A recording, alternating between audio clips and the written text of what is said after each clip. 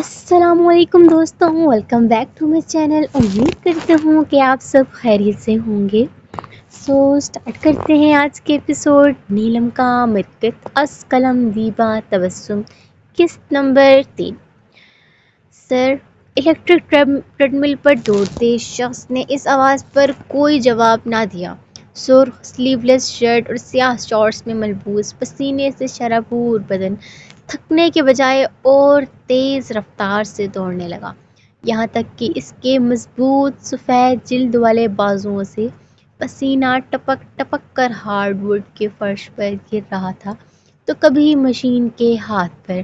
گھنے بال اس کے تیز تیز قدم اٹھانے سے ہل رہے تھے، جبکہ آگے کے کچھ کشادہ پیشانی اس پر چپکے ہوئے تھے۔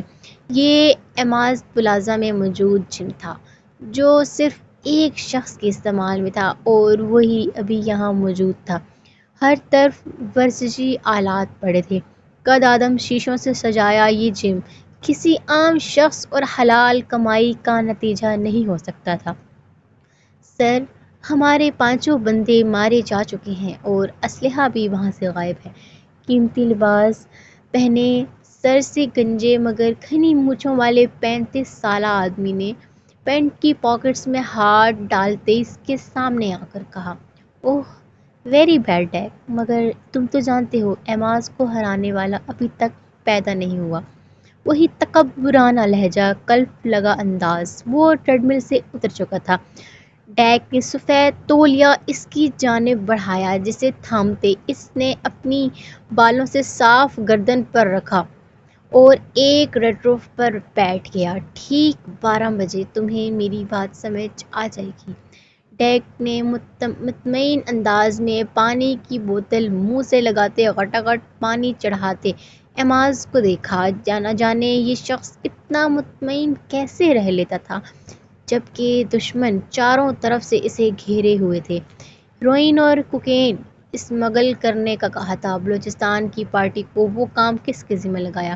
ہائی وے کی سیکورٹی کا پتہ ہے نا، اور ایس پی کا عہدہ جب سے نئے بندے نے سنبھالا ہے خطرہ اور بڑھ گیا ہے۔ یہ پولیس کو بھی نہ جانے بیٹھے بٹھائے کیا موت پڑ گئی ہے۔ کوئی بندہ ڈھونڈ، پولیس کا عہدہ زیادہ اونچا نہ بھی ہو مگر بندہ کام کا ہو، اونچا اسے میں خود بنا دوں گا۔ بات مکمل کرتے کرتے اس نے پلاسٹک کی خالی بوتل کا ڈھکن بند کیا۔ سر، وہ کام میں نے چھوٹے صاحب کے ذمہ بات نامکمل ہی رہ گئی۔ ابھی ایماز نے پلاسٹک کی بوتل کو توڑ مروڑ کر اس کے گنجے سر پر مارا تھا۔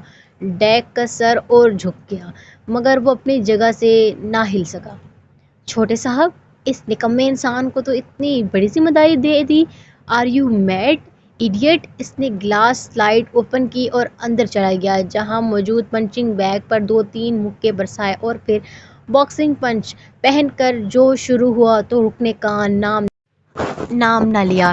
ڈیک بھی اس کے پیچھے ہی چلا آیا۔ اوہ نو، اگر یہ ہیروئن اور کوکین پکڑی گئی تو سعودیہ کی پارٹی کو کیا بھیجیں گے؟ اس کی ڈلیوری پر ملنے والی ساری پیمنٹ اسلحے پر لگانی ہے۔ 25 کلو ہیروئن اور 1 ٹن کی لگ بھگ کوکین تم نے اس اناڑی شخص کے سپرد کر دی۔ وہ بولے جا رہا تھا، ڈیک نے کچھ کہنا چاہا تو اس نے ایک پنچ اسے بھی دے مارا۔ خون کا فوارہ اس کے منہ سے نکلا تھا۔ کیسے ہو گئی غفلت تم سے ڈیک؟ وہ اسے گردن سے دبوچ کر ہارڈ ووڈ کے فرش پر لٹا چکا تھا۔ گھٹنا موڑے وہ غیظ و غضب کی عملی تفسیر بنا اس کے اوپر جھکا ہوا تھا۔ سر، اس کی آنکھوں سے آنسو نکل آئے تھے۔ وہ تڑپ کر بولا۔ ایماز نے ایک زوردار دھکے کے بعد اسے چھوڑا تھا، نتیجن اس کا سر سیدھا شیشے کی سلائڈ میں لگا تھا۔ سر، وہ ایگل اس کے سارے کام بڑی مہارت سے کرتا ہے۔ تبھی میں نے چھوٹے صاحب کو کہا کہ یہ کام بھی ایگل کو دے دے۔ اس نے بمشکل اپنی بات تمام کی، اور اگر یہ ایگل کہیں ہمارا دشمن نکل آیا تو؟ آخر تم منہ اٹھا کر کسی کو بھی ہمارے راز کیسے بتا سکتے ہو ڈیک؟ اگر اتنا ہی مرنے کا شوق چڑھا ہے تو مجھے کہا ہوتا، 1 سیکنڈ سے قبل تمہاری مراد پوری کر دیتا۔ وہ غصے سے مخاطب ہوا۔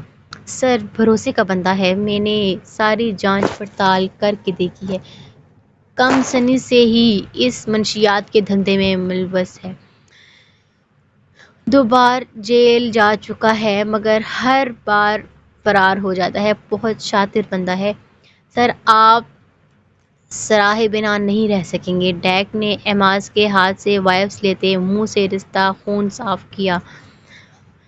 Okay let's see. منہاج الضحاک وائپس کا باکس اس کے ہاتھ میں تھماتا اس کی کمر تھپتھپاتا چلا گیا، جبکہ ڈیک پیچھے لگے مرر میں اپنے زخم دیکھنے لگا۔ پھر زور سے ہاتھ نے پکڑا ڈبہ شیشے پر دے مارا۔ ساتھ 2 ننھے ننھے موتی اس کی آنکھوں سے نکل کر گریبان میں جذب ہونے لگے۔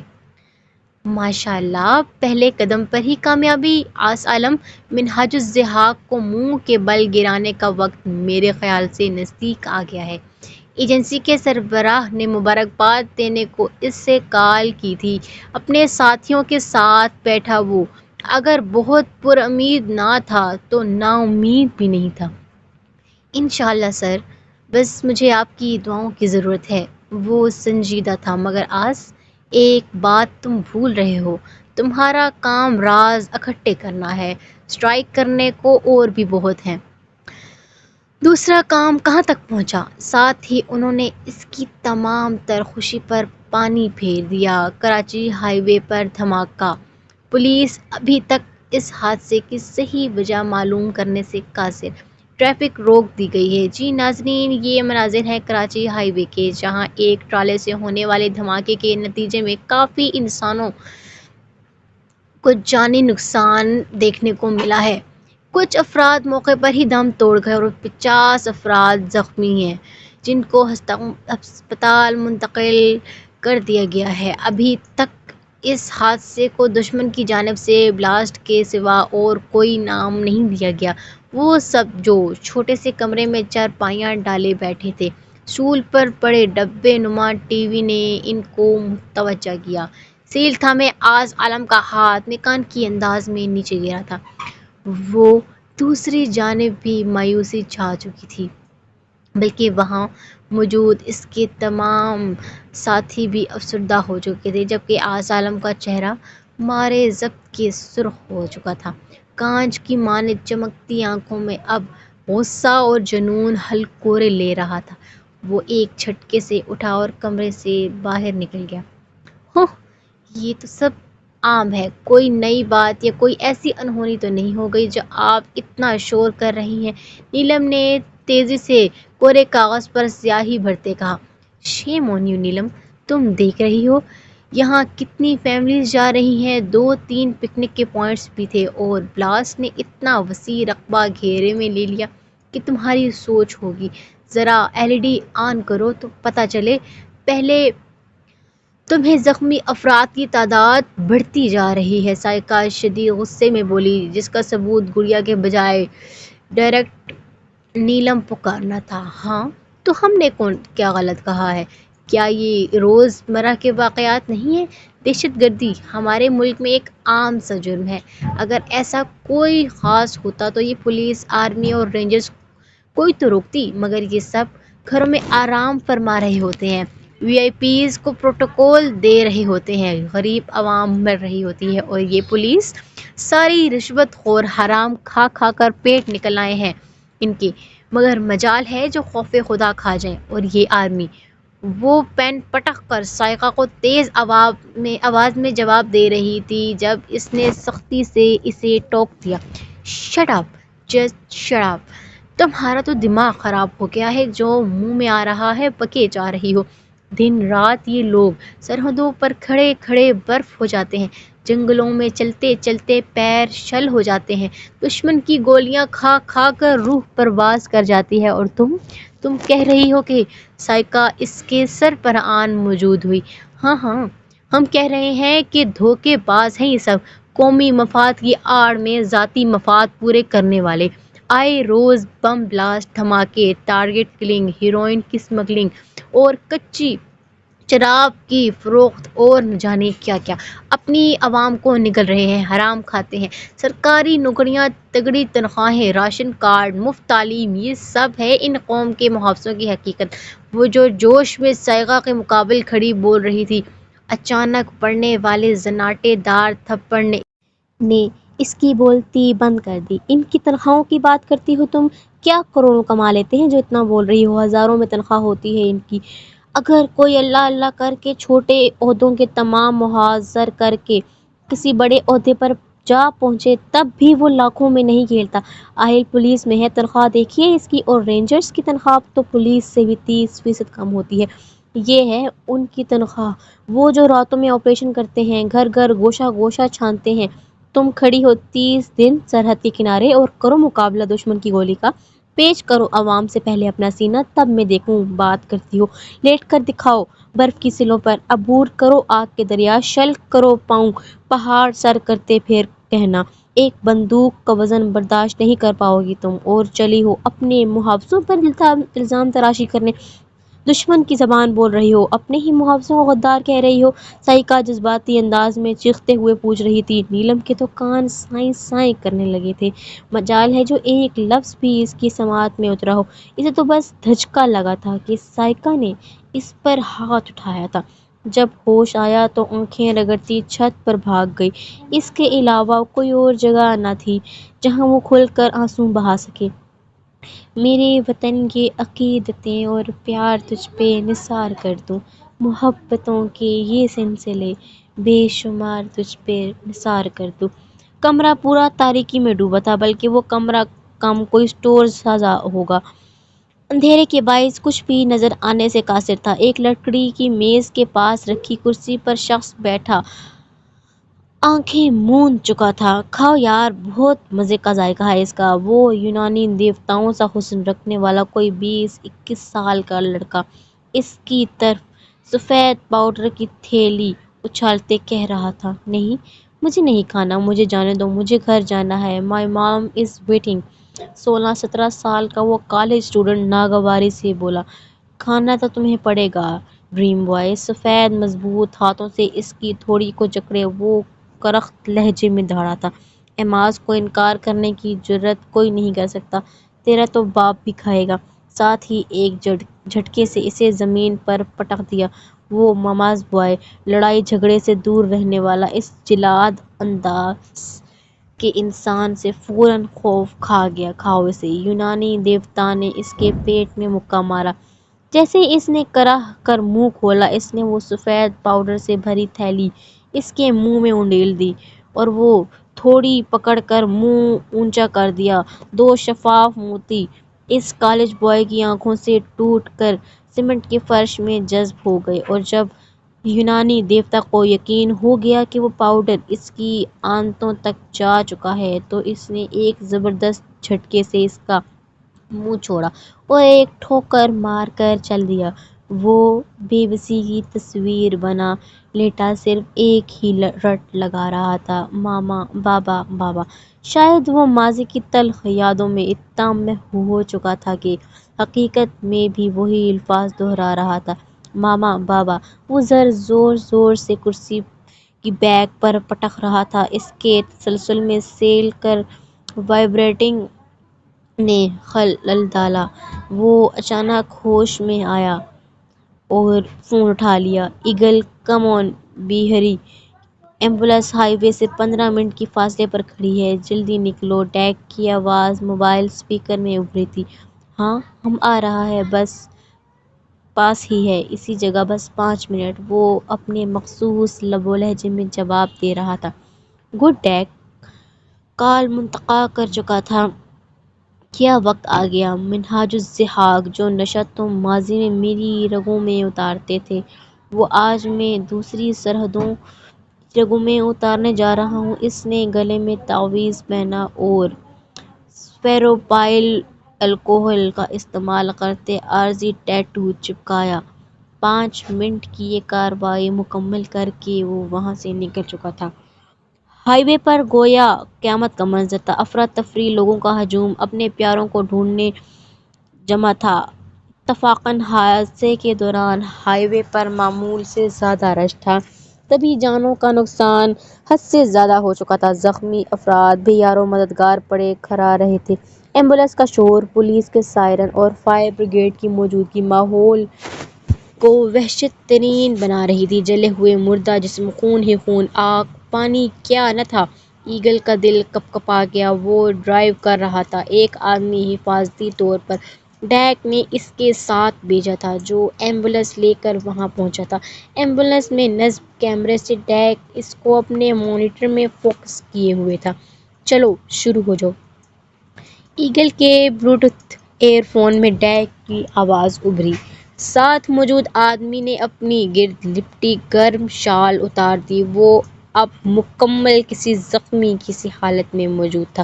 ایگل بھی باہر نکلا اور اسٹریچر پر اسے لٹانے لگا۔ پولیس موجود تھی جبکہ رینجرز نے علاقے کو سیل کر رکھا تھا اور سیکیورٹی کے انتظامات سنبھال رہی تھی۔ وہ بآسانی ایک ایمبولینس اور اس میں موجود زخمی کا تاثر دیتے ہائی وے سے نکل گئے۔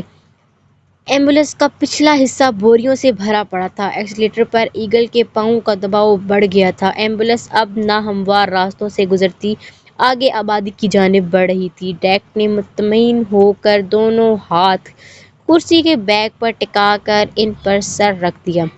سر، ڈیک نے اسٹڈی روم کی گلاس ڈور پر دستک دی۔ ایماز پلازا کا یہ فلور آدھے سے زائد اسٹڈی نے گھیر رکھا تھا۔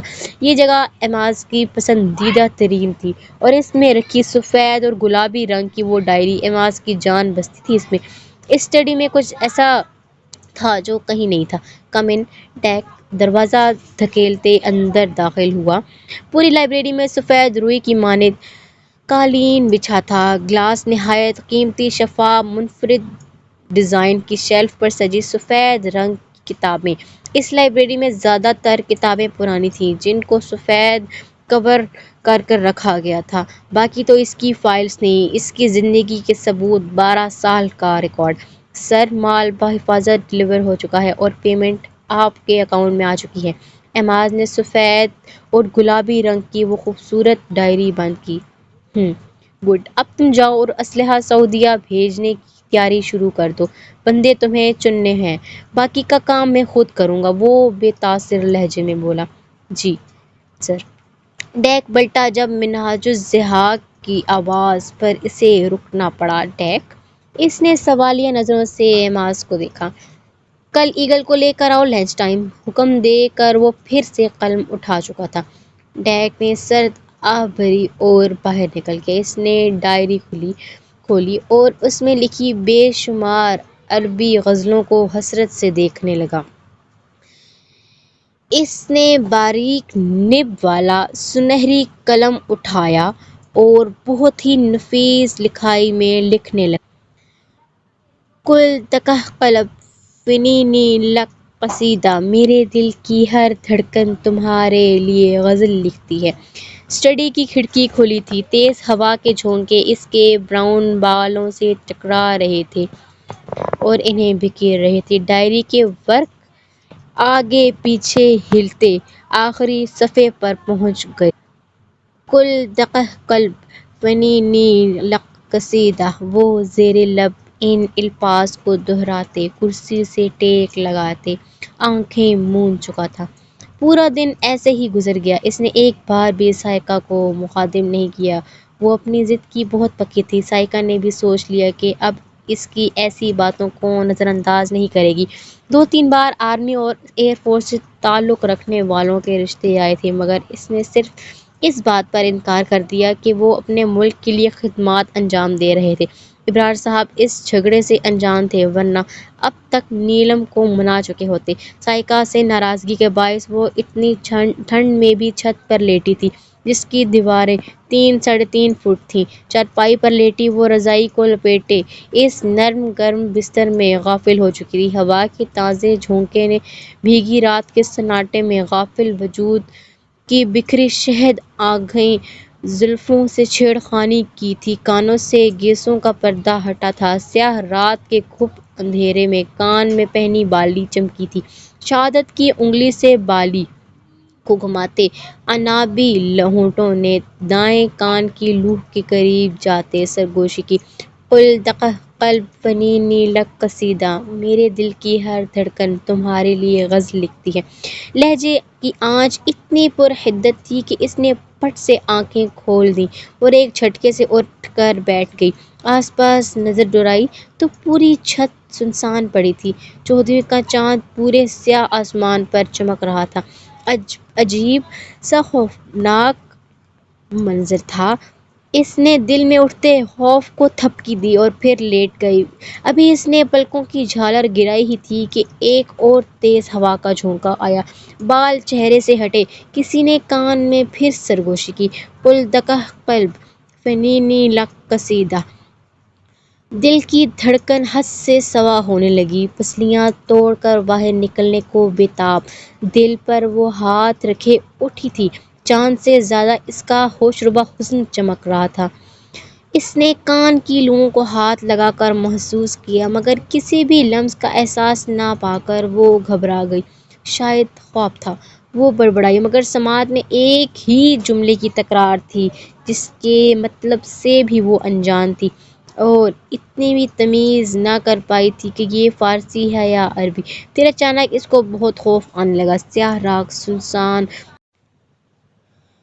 اس نے لپیٹ کر رضائی بمشکل اٹھائی اور سفید نازک گلابی تلووں والے پاؤں نازک جوتی میں گھساتی وہ نیچے بھاگی۔ اسے لگا وہ جملہ ابھی بھی ہواؤں کے دوش پر اس کا پیچھا کر رہا ہے۔ سر ڈیک نے سیاہ ٹراؤزر پر سفید ڈھیلی ڈھالی شرٹ پہنے وزنی تربوز جتنی بڑی بال پکڑے لین پر ہلکا جھکے نشان لیتے ایماز کو پکارا۔ پورے باؤلنگ کلب میں نیلگوں روشنی چھائی تھی اور ہلکے سروں میں بجتا محصور کن میوزک۔ یہ عربی میوزک تھا اس کا پسندیدہ ترین۔ اب تو یہ میوزک 8 سال کے عرصے میں ڈیک کو بھی حفظ ہو چکا تھا۔ مہناج الضحاک نے فقط ہنکارا بھرنے پر ہی اتفاق کیا۔ بال کو وہ باؤلنگ لین پر پھینک چکا تھا۔ سفید پر ایماز نے رخ موڑتے اسٹرائک رنگ کی کھڑی تمام بوتلوں ایک ہی گیند میں ڈھیر کر چکی تھیں۔ اس نے ڈیک کو دیکھا۔ وہ ہلکا سا مسکرایا۔ باؤلنگ بال ریٹرن مشین سے نئی گیند برآمد کرتے لگی۔ ہاں بولو ایگل کو لنچ پر بلایا تھا آپ نے؟ تو اس نے آئی برو اچکایا۔ وہ آ گیا ہے، ڈیک نے اطلاع دی۔ ہاں تو لنچ کرواؤ اسے، ایماز نے جواب دیا اور دوبارہ اپنے سابقہ مشغلے میں مصروف ہو گیا۔ سر اگر آپ اس کے ساتھ، ڈیک نے دانستانہ جملہ ادھورا چھوڑ دیا۔ You may go now. تم اب جا سکتے ہو۔ ایماز کے سرد لہجے پر ڈیک نے کھسک جانا ہی بہتر سمجھا۔ اس نے گلاس ڈور اوپن کیا جب زبردست اسٹرائک کی آواز اس کے کانوں میں گونجی۔ ایک بار پھر تمام بوتلیں ڈھہ گئی تھیں، زمین پر گری پڑی شکست کھائے ہوئے، اور فاتح نشان سے کھڑا تھا۔ اس کے ہر انداز سے لاپرواہی اور بے نیازی ٹپک رہی تھی۔ اگلا دن چڑھ گیا تھا۔ دوپہر اور پھر شام، پھر سورج کو چھپکاتی کالی سیاہ ردا اوڑھتی رات بھی آن ٹپکی، مگر سائقہ کے رویے میں ذرا بھی لچک پیدا نہ ہوئی۔ اب کہ نیلم حقیقتاً پریشان ہو چکی تھی، آج وہ سینٹر پہ بغیر چادر اور سکارف کے گئی۔ دوپٹہ اوڑھے، ٹیل شرٹ اور کھڑے پاجامے میں وہ بے حد حسین لگ رہی تھی، مگر سائقہ نے اسے تب بھی نہ ٹوکا۔ دادوں کی وہ سنی انسنی کرتی وہ باہر چلی گئی۔ دوپہر میں نہ کھانا کھایا اور نہ شام کی چائے پی۔ غرض یہ کہ ہر طریقہ آزما لیا، مگر سائقہ نے تو جیسے اسے نہ بلانے کی قسم کھا رکھی تھی۔ آپی سالن کا ڈونگا دیجیے گا، اس نے جان بوجھ کر کھانے کی میز پر موجود تمام افراد کے درمیان اسے مخاطب کیا۔ سائقہ نے ڈونگا اٹھا کر اس کی جانب بڑھا دیا۔ ہاں ابرار میاں، کیا بنا نوٹس کا؟ دادوں نے سادہ دال چاول کھاتے ابرار صاحب کو مخاطب کیا۔ جی اماں، کرایہ داروں کو نوٹس تو مہینے کے شروع میں ہی بھیج دیا۔ آج 29 ہے، کل چلے جائیں گے۔ نئے کرایہ دار بھی بڑی فیملی ہی مل رہی ہے، علاقہ بھی تو ایسا ہے۔ وہ تفصیلاً بتانے لگے۔ ارے میاں، یہ بڑے بڑے خاندان بھلا 2-3 کمروں کے مکان میں کیسے آ جاتے ہیں؟ میں تو صاف کہہ دیتی ہوں کوئی چھوٹا سا خاندان ہو، بچے اتنا شور و غل کرتے ہیں، مجال ہے جو قرآن پاک کی تلاوت بھی سن پاؤں میں، اور گندگی الگ پھیلاتے ہیں۔ ہائے کسی اچھے علاقے میں گھر لیا ہوتا تو آئے مہینے یہ دشواری نہ اٹھانی پڑتی۔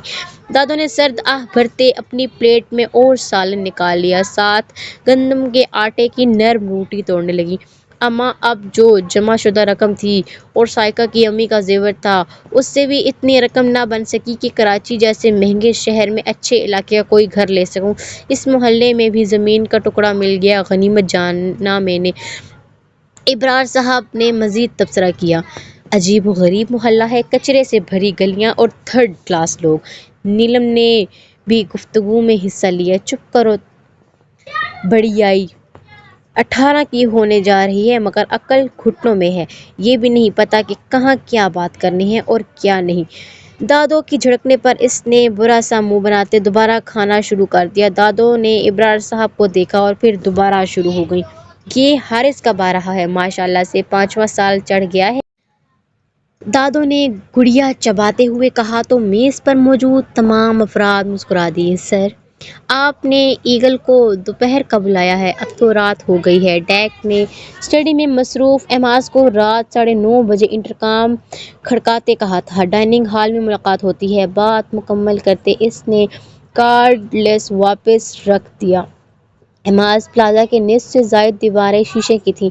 بڑے سے کشادہ ڈائننگ ہال میں ہر طرف شیشے کی سلائڈز تھیں، جس کی ایک طرف باہر بنا سوئمنگ پول نظر آ رہا تھا جبکہ دوسری طرف تا حد نگاہ تک پھیلی گھاس اور خوبصورت و منفرد پتھروں سے تیار کردہ روش آنکھوں کی پتلیوں میں سما رہی تھی۔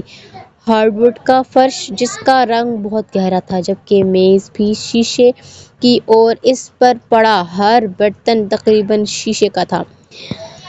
میز پر سجے پکوانوں کی اشتہا انگیز خوشبو پورے ہال میں پھیلی تھی۔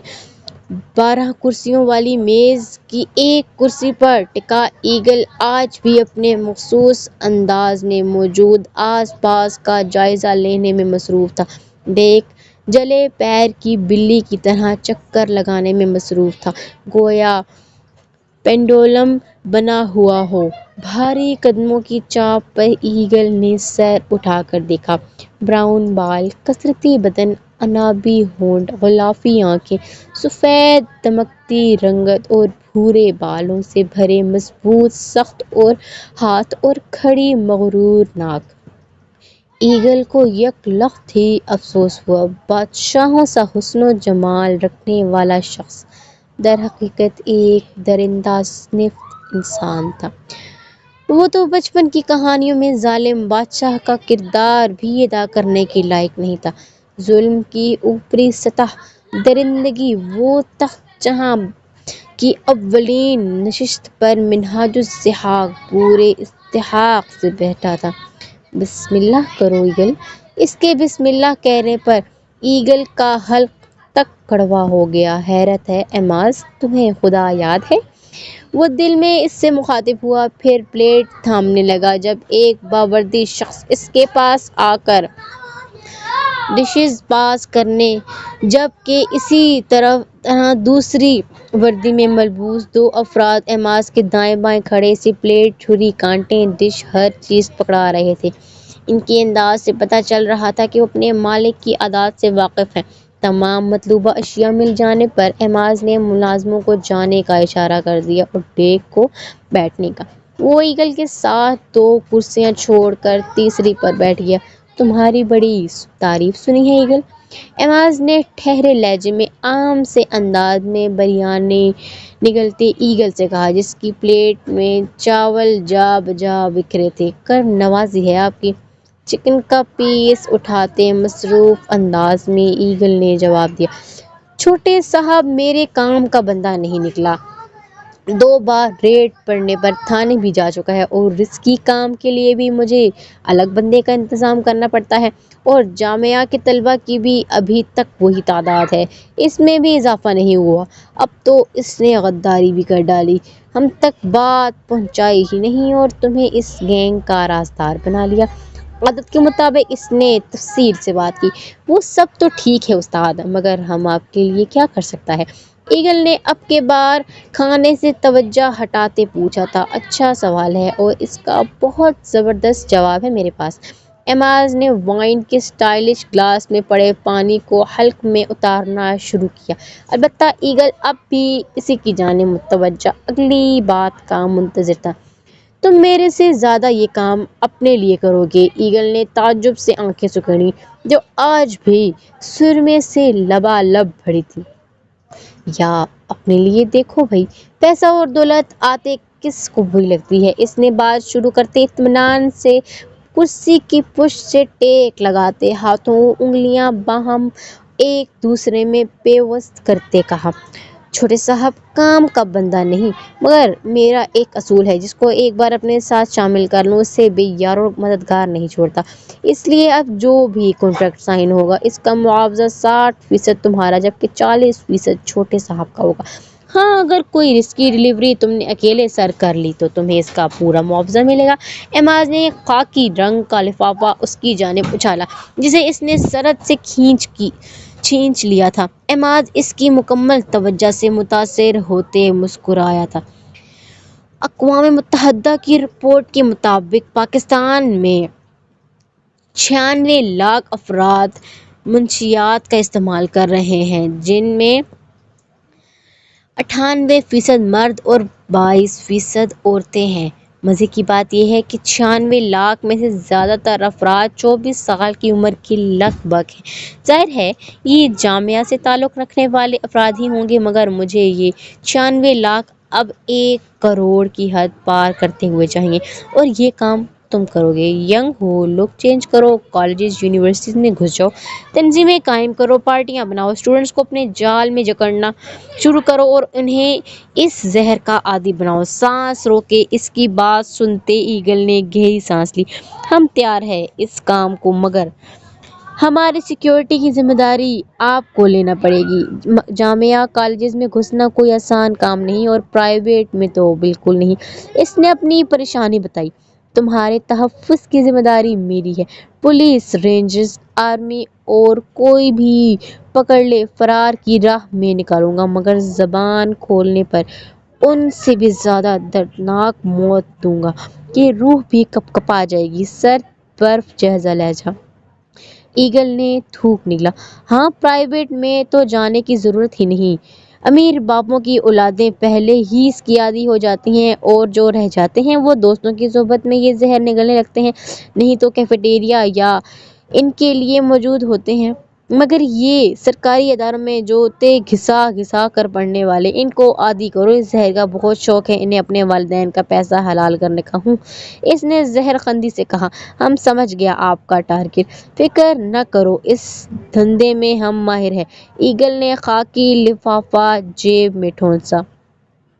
اور ہاں، ایک اور بات، پاکستان میں منشیات کی روک تھام کے ادارے اینٹی نارکوٹک فورس (ANF) کے ترجمان کے مطابق منشیات میں سب سے زیادہ ہیروئن اور شراب کا ذائقہ پسند کیا جاتا ہے، تو تم ہیروئن سے شروعات کرو۔ ذرا ہوشیار رہنا، یہ ادارہ آرمی کے انڈر کام کرتا ہے اور منشیات کی روک تھام میں تیزی سے اپنا کردار ادا کر رہا ہے، یہاں تک کہ انٹرنیشنل لیول پر بھی اسمگلنگ کرنا خطرے سے خالی نہیں۔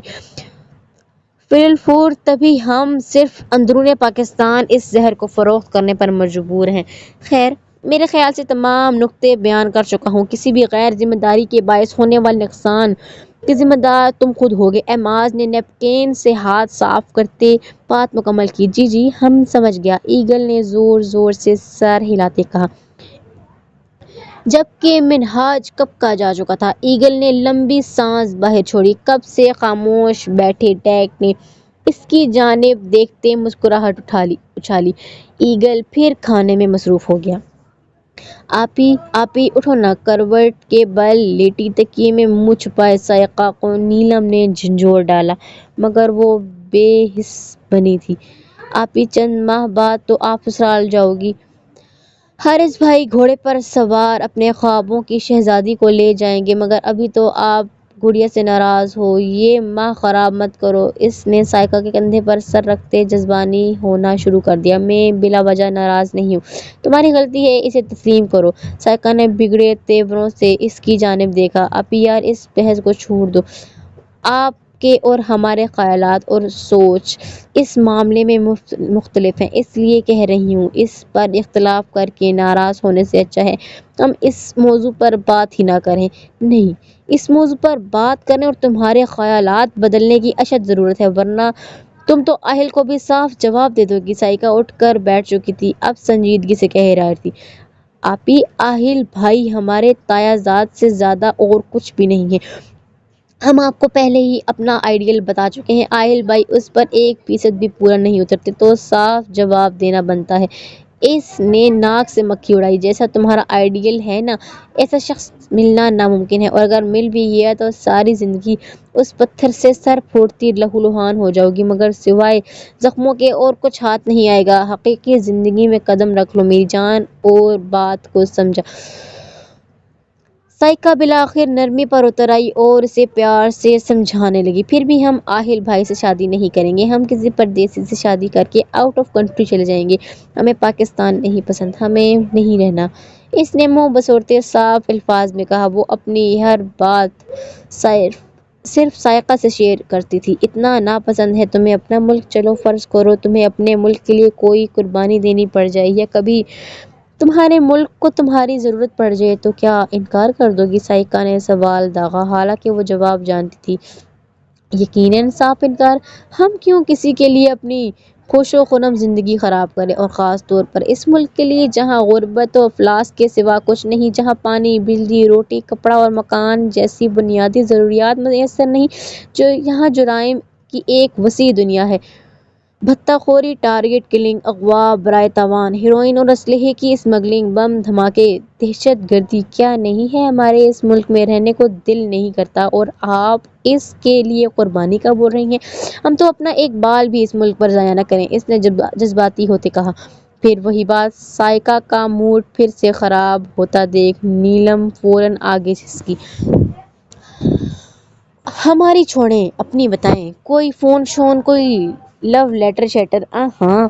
سائیکا کی گلگار ہوتے چہرے کو دیکھ کر نیلم نے اس کے کندھے پر اپنا کندھا مس کرتے مذاق اڑایا، بدتمیز۔ سائیکا نے تکیہ اٹھا کر نیلم کی سر پر دے مارا، اس نے بھی جوابی کارروائی کرنے میں دیر نہیں لگائی، 2 منٹ میں پورے بیڈ پر چھوٹے چھوٹے روئی کے گالے بکھر گئے۔ نیلم کی شہد آنکھیں زلفوں کو مری کے پہاڑوں کی ڈھکتی برف کی مانند ان روئی کے گالوں نے بھی ڈھانپ لیں۔ اچھلتی کودتی دونوں بہنیں اپنی تمام تر ناراضگی بھول چکی تھیں۔ چند دن بعد، سر آج تو جشن کا دن ہے، کامیابی کا اسلحہ سعودیہ جا چکا ہے، ہیروئن اور شراب کا بھی جامعہ کے طلبہ میں عام ہو چکی ہے۔ ان چند ہی دنوں میں ایگل کتنی وافر مقدار میں منشیات کی اسمگلنگ کر چکا ہے، یہ بندہ مستقبل میں بڑے کام آنے والا ہے۔ ڈیک، جو مکمل 3 پیس سوٹ میں ایماز پلازا کے کلب میں کھڑا گھونٹ گھونٹ شراب اپنے حلق میں اتارنے لگا، تم جانتے ہو ڈیک، شراب اور شباب دونوں میں ہزاروں میل کے فاصلے پر رکھتا ہوں میں، ان دونوں کا نشہ ایسے چڑھتا ہے کہ انسان کو مدہوش کر کے رکھ دیتا ہے، اور جس لمحے میں غافل ہوا، وہی پل میری زندگی کا آخری لمحہ ہوگا۔ دشمن گھات لگائے بیٹھے ہیں، جیسے ہی میرے قدم ڈگمگائے میں سیدھا ان لوگوں کے کھودے کنویں میں گر جاؤں گا۔ ایماز کلب میں موجود ایک سٹول پر وہ بیٹھا تھا، دوسرے ہاتھ میں کوئی مشروب تھا مگر شراب نہیں تھی۔ ڈیک اس کی بات پر متفق تھا، مگر تبھی مزید اصرار کرنے کے بجائے وائن کے پیک پر پیک وہ خود ہی چڑھانے لگا۔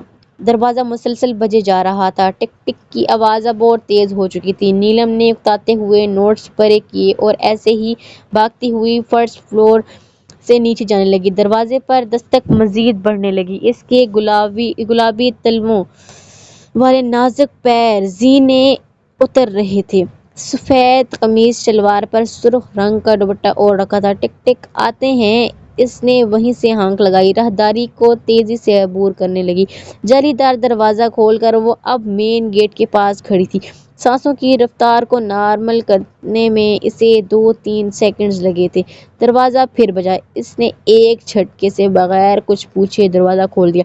بیٹا کوئی بزرگ گھر پر ہے؟ سامنے لگ بھگ 50-55 سال کی عمر کا ایک ضعیف بابا کھڑا تھا۔ گہرے سبز رنگ کا کھلا کرتا، گھنگریالے لمبے کالے بال، موٹی موٹی بھویں، چہرے کے آس پاس بال بکھری تھی، اور بابا جی سر کو اتنا جھکائے کھڑے تھے کہ چہرہ بھی نظر نہیں آ رہا تھا۔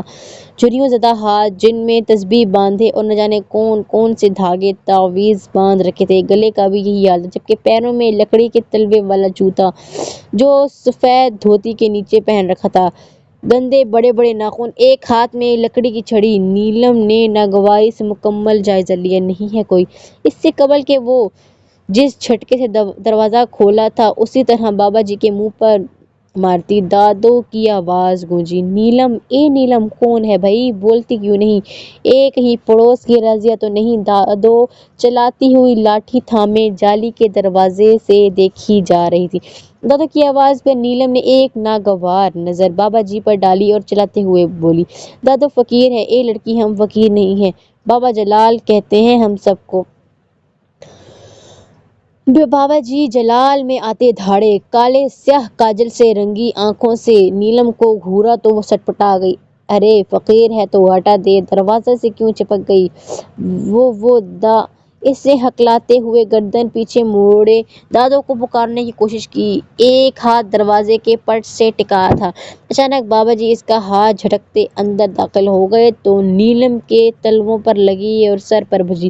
رکو بابا جلال، تمہیں اندر آنے کو کس نے کہا؟ باہر، شاباش، نکلو باہر، نکلو ابھی، اس نے پہلے کہ اسی چھڑی سے ہم تمہاری ٹھکائی کر دیں۔ نیلم ایک ہاتھ پسلیوں پر رکھے اور دوسرے ہاتھ سے باہر کی جانب اشارہ کرتے بولی، توبہ توبہ، کتنی لمبی زبان ہے چھوری تیری، تیرا تو میاں تجھے نہ رکھے، بابا جلال سے گستاخی کرتی ہے۔ چری بابا جی نے بھی میدان میں چھلانگ لگا دی۔ میرا میاں؟ نیلم کی بات بھیج میں تھی جب دادو جالی دار دروازے سے گیراج میں داخل ہوئی اور اسے بازو سے دبوچ کر پیچھے گھسیٹا۔ نیلم ان کی سخت گرفت پر کرہ کر رہ گئی، ساتھ ہی غصے سے جلال کو دیکھا۔ بابا جی تساں کوئی کم ہے؟ دادو کی شیریں لہجے پر نیلم کا پارا اور ہائی ہوا، مگر دادو کے باعث ضبط کیے کھڑی رہی۔ کنڈی لگا جا کے دادو نے نیلم کو گھورا اور بابا جی کو لیے اندر چلیے۔ نیلم جب کنڈی لگا کر اندر آئی تو دادو بابا جی کو راہداری دکھاتی ان سے باتوں میں مگن تھی۔ پھر اوپر کے فلور کا ایک راؤنڈ لگا کر بابا جلال اور دادو ڈرائنگ روم میں آ بیٹھے۔ نیلم وہیں کھڑی ان کی واپسی کی منتظر تھی، پھر ان کے پیچھے ہی ڈرائنگ روم میں چلی آئی۔ سائقہ کچھ کتابیں خریدنے اپنی سہیلی کے ساتھ گئی تھی، جبکہ ابرار صاحب کالج جا چکے تھے۔ جی بابا جی، آپ کیا کہہ رہے تھے؟ جا بابا جی کے لیے چائے بنا کر لا میری بچی، دادو نے پیار سے پچکارا تو وہ پاؤں پٹکتی کچن میں چل دی۔ جی بابا جی، کیا محسوس کیا آپ نے؟ گھر تو کافی پرانا ہے، ابرار میاں نے کم مالیت کی وجہ سے خرید لیا۔ کوئی ایسی ویسی بات ہے تو بتا دیں، دادو نے پوچھا۔ بات یہ ہے بی بی کہ گھر میں تو کچھ ایسا نہیں۔ ساتھ والا کس کا ہے؟ بابا نے کرائے کے لیے خالی مکان کی بابت دریافت کی۔ وہ تو اسی گھر کا حصہ ہے، بس دیوار کر دی ہے بیچ میں کرائے پر دینے کو، دادو نے جواب دیا۔ کرائے پر ہوں، ہنکارا بھرا۔ کرائے پر رکھو تب بھی بی بی کسی عورت کو مت رکھو اپنے برابر والے مکان میں، ایسے گھرانے کو مکان دو جس میں عورت ذات شامل نہ ہو، بچی بھی نہ ہو۔ بابا جی نے حکمیہ لہجے میں کہا۔ مگر کیوں بابا جی؟ اے بی بی، تیرے بھلے کو کہہ رہا ہوں، مکان کسی مرد کو دے، آئی سمجھ؟ اگر نہیں مانے گی تو نقصان اٹھائے گی۔ بابا جلال بات بے بات جلال میں آ جاتے۔ جیسا آپ کہیں بابا جی، اور کچھ؟ دادو نے جلدی سے اپنے لہجے میں بشاشت بھرتے کہا۔ ہاں، ساتھ والے مکان میں آئے لوگوں کو تنگ مت کرنا، اب اس مکان میں رہنے والوں کو اپنے مہمان کی طرح گھر کی رحمت سمجھو بی بی۔ اور گھر میں کتنے افراد ہیں؟ بابا جی نے اپنی سیاہی مائل آنکھیں گھماتے پوچھا۔ 4 افراد ہیں بابا جی، ابرار میرا بیٹا کالج میں پروفیسر، اور یہ نیلم میری چھوٹی پوتی، اور بڑی پوتی کتابیں لینے گئی ہے، دادو نے تفصیل بتائی۔ چلو بی بی، اللہ تمہاری پوتیوں کے نصیب اچھے کرے، بابا جی نے کہتے ساتھ تخت چھوڑ دیا۔ وہ جانے کو اٹھے تو دادو بھی چل دیں۔ چائے کی ٹرے لاتی نیلم نے حیرانگی سے بابا جی کو دیکھا۔ دادو چائے بنوائی ہے تو پی بھی لیں۔ بابا جلال کو نہیں پتا کہ رزق ضائع نہیں کرتے۔ اس کے طنزیہ لہجے پر دادو نے گھوری دی، جبکہ بابا جی نے نیچے سے اوپر تک اس حسن کی دیوی کا جائزہ لیا۔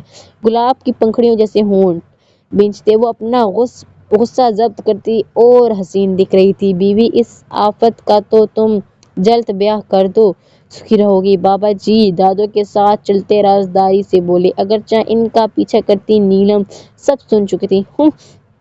لیکچرر بننے تک ہم دادو کی جان نہیں چھوڑنے والے بابا جلال، نیلم نے دانت کچکچاتے کہا۔ تو بابا جلال سر پیٹ لیا، لڑکی تھی یا بلا، کینچی کی طرح زبان چلتی ہے تیری۔ بابا جی کو باہر چھوڑ کر دادو واپس آتے ہی چائے کی سپ لیتی نیلم پر چڑھ دوڑی۔ نیلم نے کپ اٹھایا اور واپس روم میں آ گئی۔ دادو اس کی حرکت پر تل ملا کر رہ گئیں۔ ایوا اور ایملے کو کیلیفورنیا کا فلیٹ پسند آیا کہ نہیں؟ نیو یارک سے کشادہ اور لگژری فلیٹ ہے وہ۔ ایماز نے ڈیک کو اسٹڈی میں بلاتے پہلا سوال کیا، مگر یہ سوال نہیں تھا، یہ اطلاع تھی۔ منہاج الضحاک اسے جتلا رہا تھا کہ اس کے ہاتھ کتنے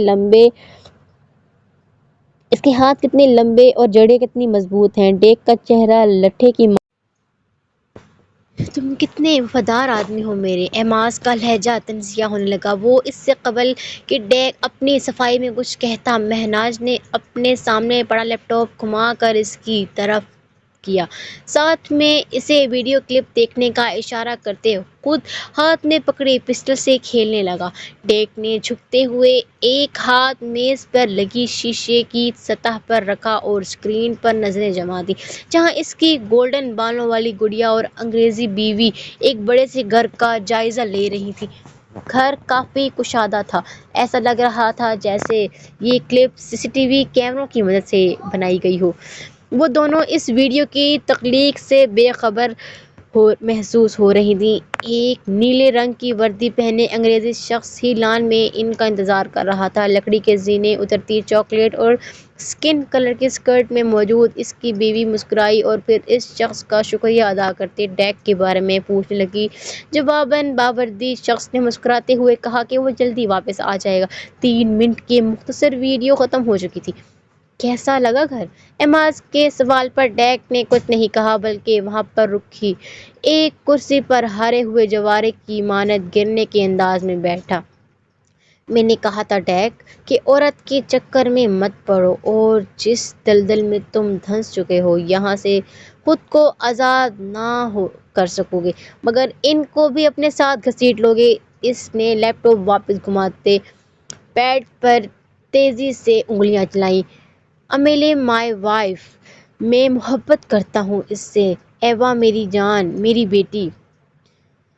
میں تم سے اجازت لی تھی اس شادی کی ایماز، ڈیک نے چلاتے ہوئے کہا۔ ایماز اس کے چیخنے چلانے پر محظوظ ہوتا مسکرایا۔ اور میں نے کیا کہا تھا ڈیک مائی فرینڈ کہ مت کرو شادی اور یہ محبت اب بھگتو؟ کہا تھا میں نے کہ مت بناؤ اپنی کوئی کمزوری، مگر تم نہیں مانے، اور تمہاری وہ بیوی وہ سمجھتی ہے کہ تم CIA کے لیے کام کرتے ہو۔ واہ کیا محبت ہے، سچ کیوں نہیں بتاتے؟ ایماز نے اب کی بار لیپ ٹاپ کو پیچھے کھسکاتے ریلیکس انداز میں سیٹ کی بیک سے ٹیک لگا دی۔ سر میری بیوی اور بیٹی کا پیچھا چھوڑ دیں پلیز، ڈیک نے منت بھرے انداز میں کہا۔ ایماز کے سامنے غصہ اسے الٹا بھی پڑ سکتا تھا۔ میں نے کہا تھا ڈیک کہ تمہاری فیملی وہاں رہے گی جہاں میں چاہوں گا، پھر تم نے ان کی شفٹنگ کیوں کی؟ ایماز نے سرد لہجے میں دریافت کیا۔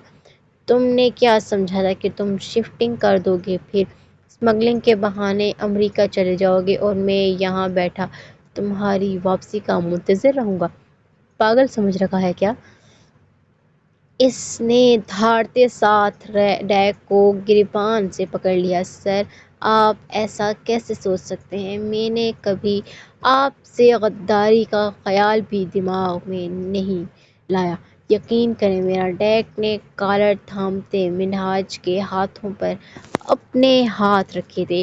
اس نے جھٹکے سے ڈیک کا کالر چھوڑا۔ میرے تقریباً ہر راز سے تمہاری واقفیت ہے ڈیک، اور اگر مجھے غداری کی ہلکی سی بھی بو تم سے اٹھتی محسوس ہوئی تو یاد رکھنا تمہاری محبت اور جان والی گڑیا دونوں کو تہس نہس کر کے رکھ دوں گا۔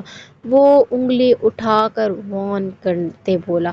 ڈیک کرسی کو ٹھوکر مارتا اسٹڈی ٹیبل کے ساتھ سے ہوتا باہر نکل چکا تھا۔